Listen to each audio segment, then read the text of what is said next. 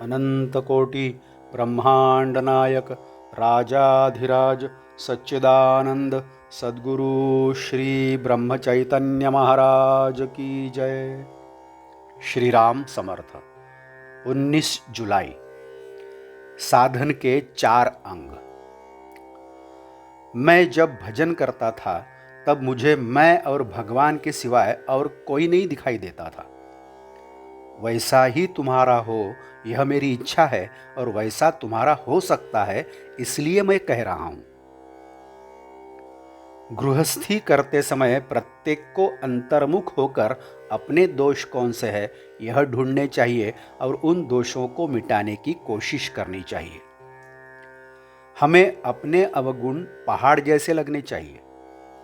प्रत्येक व्यक्ति अपने अवगुणों की ओर नहीं देखता, बल्कि दूसरों के अवगुणों की या दोषों की ओर देखता है।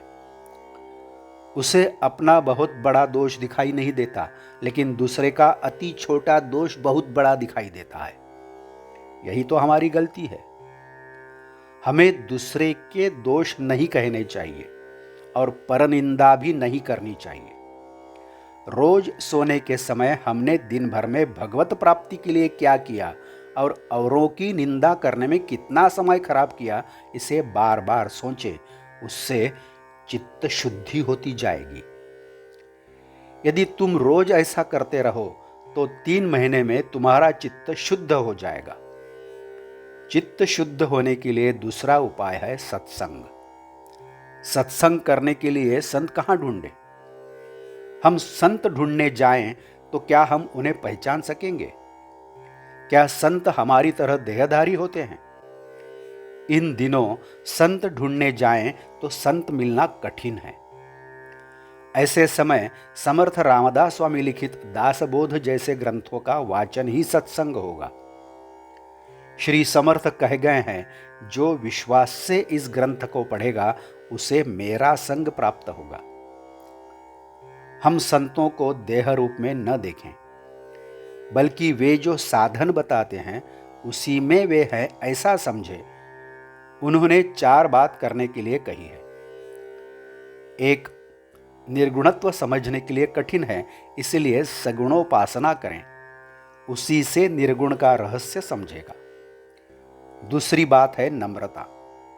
अभिमान से परमेश्वर दूर जाता है। सभी से जो नम्रता से व्यवहार करता है वही भगवान को प्रिय होता है।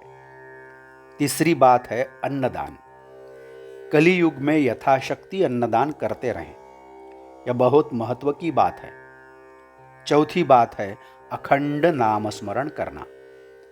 परमात्मा की प्राप्ति के लिए संतों ने हमें नाम स्मरण जैसी अनमोल बात दी है।